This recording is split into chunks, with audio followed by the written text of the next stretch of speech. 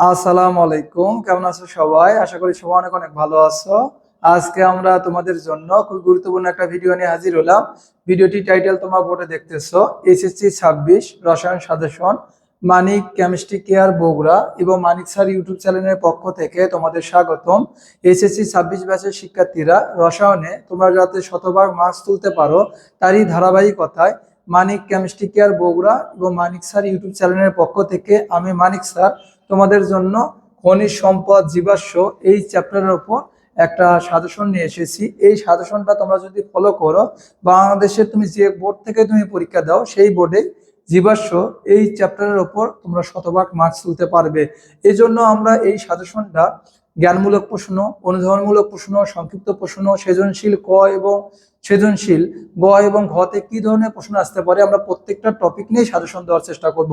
প্রথমে আমরা জ্ঞানমূলক প্রশ্ন এই চ্যাপ্টার থেকে কি ধরনের আসতে পারে তার একটা সাজেশন দেবো। যেহেতু খনিজ সম্পদ জীবাশ্ম এই চ্যাপ্টার নিয়ে আমাদের কম বেশি সবার মধ্যে একটা আতঙ্ক আছে এবং অনেকে এই চ্যাপ্টারটা স্কিপ করে যায়। আমি তোমাদেরকে বলবো, আমি যে সাজেশনটা দিচ্ছি এই সাজেশনটা যদি তোমরা পুঙ্খানুপুঙ্খভাবে ফলো করো, আমি তোমাকে 100% গ্যারান্টি দিয়ে বলতেছি, ইনশাল্লাহ ইনশাল্লাহ এই চ্যাপ্টার থেকে তোমরা অবশ্যই শতভাগ মার্কস তুলতে পারবে। জ্ঞানমূলক প্রশ্ন হিসেবে আমি এখান থেকে 15টা কোশ্চেন নিয়েছি। যেহেতু এই চ্যাপ্টার থেকে 2টা সিকিউ হবে, এই জন্য 15টা প্রশ্ন আমি দিচ্ছি। এটার মধ্যেই বাংলাদেশের সকল বোর্ডে তোমরা কমন পাবে। প্রথম জ্ঞানমূলক প্রশ্ন হিসেবে আমি যেটা নিয়েছি, জৈব অ্যাসিড বা ফ্যাটি অ্যাসিড কি? 2 নম্বর, অ্যালকোহল কাকে বলে? অ্যালকাইন কাকে বলে? সমগোত্রীয় শ্রেণী কাকে বলে? রেকটিফাইড স্পিরিট কি? সম্পৃক্ত হাইড্রোকার্বন কাকে বলে? ফরমালিন কি? ভিনেগার কি? ওলিফিন কাকে বলে? অ্যারোমেটিক হাইড্রোকার্বন কি? অ্যালকাইল মূলক কাকে বলে? প্যারাফিন কি? সমাণু কাকে বলে?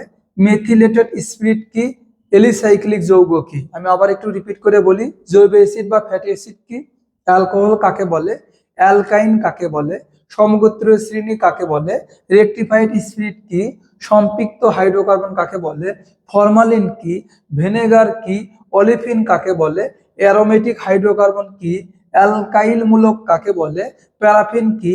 সমাণু কাকে বলে? মেথিলেটেড স্পিরিট কি? এলিসাইক্লিক যৌগ কি? এখন যদি তুমি আমাকে বলো যে স্যার 4টা বা 5টা কোশ্চেন বলেন যেখান থেকে জ্ঞানমূলক প্রশ্ন সকল বোর্ডে আসবে, তা আমি বলবো প্রথম কোশ্চেন হচ্ছে জৈব অ্যাসিড বা ফ্যাটি অ্যাসিড কি? 2 নম্বর কোশ্চেন অ্যালকোহল কাকে বলে? 3 নম্বর সমগোত্রীয় শ্রেণী কাকে বলে? সম্পৃক্ত হাইড্রোকার্বন কাকে বলে? ফরমালিন ও ভিনেগার কি? এখান থেকে বাংলাদেশের 10টা বোর্ডে 6টা বোর্ডে এই কয়টা টপিকস থেকে তোমরা কমন পাবা ইনশাল্লাহ। তা তোমাদের একটা স্ক্রিনশট নেওয়ার একটা সুযোগ করে দেই। 1 2 3, আশা করি তোমাদের স্ক্রিনশট দেওয়া হয়েছে। এখন আমরা অনুধাবনমূলক এবং সংক্ষিপ্ত প্রশ্ন নিয়ে তোমাদের গুরুত্বপূর্ণ সাজেশন দেব। যেহেতু খনিজ সম্পদ জীবাশ্ম থেকে 2টা সিকিউ হবে, এই জন্য এখান থেকে আমরা 13টি কোশ্চেন নিয়েছি। এই 13টা সংক্ষিপ্ত প্রশ্ন এবং অনুধাবনমূলক প্রশ্ন থেকেই তোমরা 100% বাংলাদেশের প্রত্যেকটা বোর্ডে কমন পাবে। প্রথম কোশ্চেনটা আমরা নিয়েছি, অ্যালকেনকে প্যারাফিন বলা হয় কেন? 2 নম্বর, ইথানল একটি পরিবেশ বান্ধব জ্বালানি, ব্যাখ্যা করো। ন্যাপথলিনকে অ্যারোমেটিক হাইড্রোকার্বন বলে কেন? ব্যাখ্যা করো। জৈব ও অজৈব যৌগের মধ্যে পার্থক্য লেখো। অ্যালকেন অপেক্ষা অ্যালকিন অধিক সক্রিয় কেন? প্রোপিনকে অ্যালকিন বলা হয় কেন? ফরমালিন একটি এলডিহাইড, ব্যাখ্যা করো। ইথিনকে ওলিফিন বলা হয় কেন? ব্যাখ্যা করো। ইথেনোয়িক অ্যাসিড একটি দুর্বল অ্যাসিড, ব্যাখ্যা করো। বেনজিন অথবা ফেনল এরোমেটিক যৌগ বলা হয় কেন? সমগোত্রীয় শ্রেণী বলতে কি বোঝো?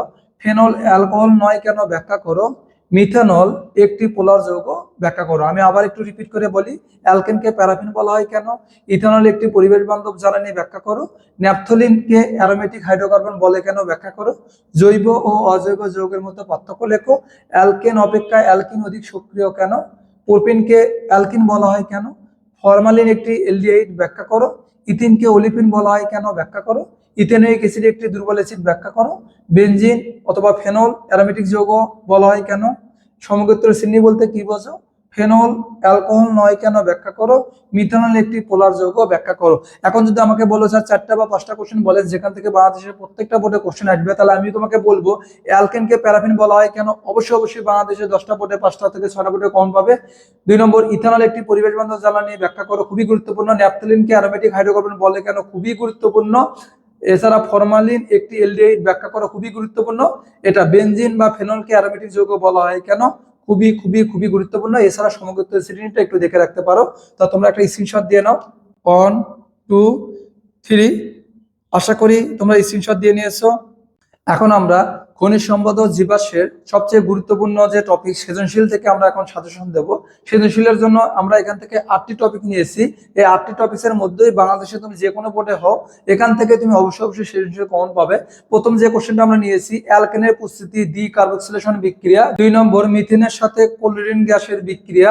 3 নম্বর অ্যালকিনের প্রস্তুতি। 4 নম্বর অ্যালকিনের সংযোজন শনাক্তকরণ ও সম্পৃক্ততার পরীক্ষা।